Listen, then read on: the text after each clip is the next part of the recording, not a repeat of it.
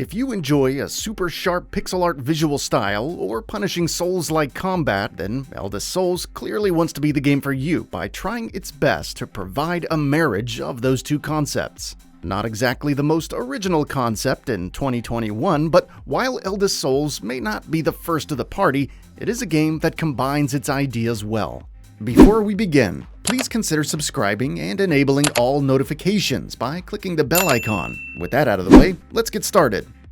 The game does end up doing its own thing a little bit more than it lets on with its premise, but with Souls being right there in the title, it's a pretty obvious signal to that fanbase from developer Fallen Flag Studio. The story of Eldest Souls is similar in tone to most games of this sort. Humanity is under threat, and you play humanity's last hope to put the conflict to bed for good. It's a simple setup, but also alludes to a tumultuous and complicated past that the game constantly reminds you of, with shards of a former civilization all around you, especially in outdoor areas. Shattered buildings and rubble accompany every location, so the game does give you the feeling of being in the midst of a dense lore, despite the context of the current situation being quite simple.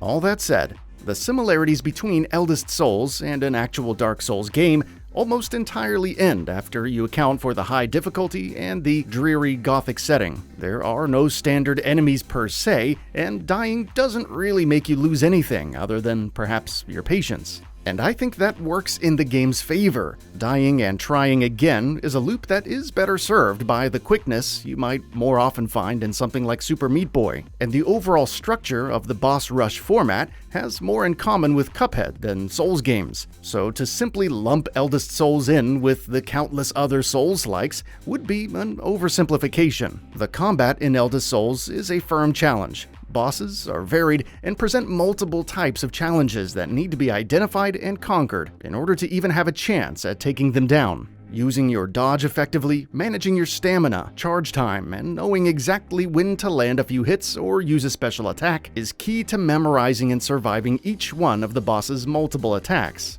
Some attacks are more of a challenge of your ability to dodge at the exact right time, while others are more focused on getting you to learn where to stand to avoid taking damage. And some leave short windows of time for you to get a few hits in. All of them require patience and are rarely navigated properly on the first few tries. Most of those inaugural attempts will end in death, and will probably do so quickly, as it only takes a few hits from any one boss to kill you, if that.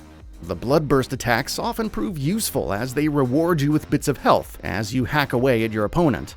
While the idea of inching your life bar back up is enticing and fun to do, it can also lead to death quickly if you get slightly carried away with it and don't keep your eye on the ball. Bloodbursts are just as much of an invitation to regain some ground as they are an opportunity to accelerate your failure. Overall, the combat is good, with just enough depth and functionality to satisfy most seasoned players and surprisingly approachable in its relative simplicity compared to other similar games. The moment-to-moment combat itself feels good, albeit a tad murky at times. The standard attacks have such short range that you'll often be getting right on top of the various bosses to land hits, and that doesn't always mix well with the constant flamboyant animations of you and your opponent. This can sometimes lead to situations where you can't be quite sure of where exactly you're at with any given swing of the sword, and thus whether or not a dodge will register at the moment you need it to. This is partly a natural byproduct of the isometric viewpoint, but also partly due to a clash between the ideas of needing to be so close to the enemy to hit them, a short window to register a dash between attacks, and the indiscernible cluster of pixels that being right in front of an opponent can result in. It's also important to point out that despite stamina management being rightfully made one of the game's many challenging focal points, it can also be a little too easy at times to end up in situations where more dashes are required to avoid taking damage than you'll be able to do in a short moment, requiring you to think further ahead than the game probably needs you to in order to get its point across. Getting the hang of the special attacks associated with each style is extremely helpful. Many of the more challenging moments can turn in your favor as soon as you begin to truly wield those to their greatest effect. Eldest Souls does not have what I would call a robust amount of combat options, but between the three styles, the health regenerating bloodburst attacks, the special moves for each style, and the open-ended flexibility of the skill trees, I'd say there's more than enough meat on the bone here to keep you experimenting and refining your skills all the way through. While I would have preferred slightly less of an emphasis on repetition and memorization, it's hard to argue with the end result of all its pieces. Eldest Souls' combat mostly works quite well for what it is.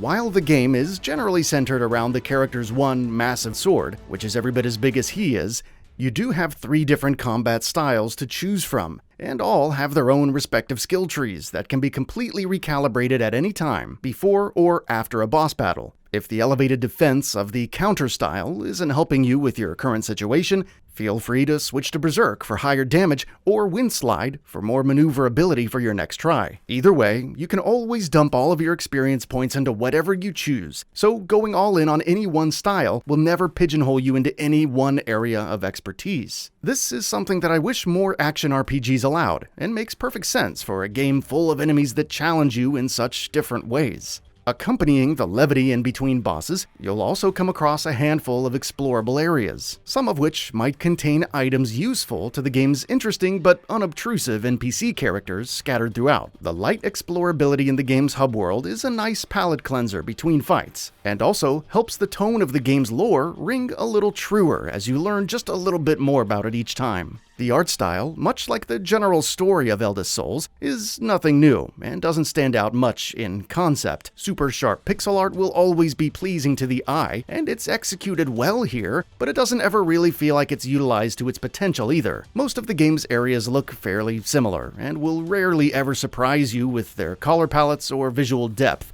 until the final area. It's far from bad, but I couldn't help but notice the lack of variety and overuse of some of the same drab, cool colors and earth tones for most of it. Conversely, visual variety is indeed present and consistent, with the game's 10 entrancing bosses, which is where that effort is needed most, I suppose. They all vary greatly in shape and size, but still very much feel like a part of the dark, ruthless world they inhabit. The bosses are so unique and interesting that the intrigue of finding out what the next one is all about often becomes a huge part of what drives you forward through the game, and that's a great thing to have in a boss rush game. The game's music also seems to strike the right tone, with lots of brooding chords on the low end that loom over the game's calmer segments, but appropriately heats up in tempo and intensity during fights. It's not a soundtrack I would recommend paying extra to have, but it fits the game just fine. Sound effects follow suit with slashes and bashes that don't overwhelm the music, but do stand out just enough to let you know when you've been hit or landed one of your own. Eldest Souls isn't going to blow anyone away with most of its ideas, as they've all been done countless times before in different games. But this particular union of art style, tough but approachable combat, and the underappreciated boss rush format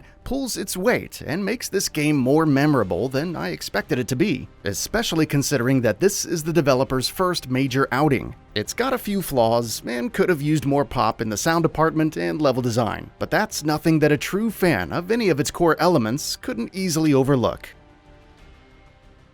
And that brings us to the end of the video. A quick request: we upload new videos every single day, and if you like what we're doing, please consider subscribing. It really helps us out. Also, don't forget to enable all notifications by clicking the bell icon so that you can receive daily video updates.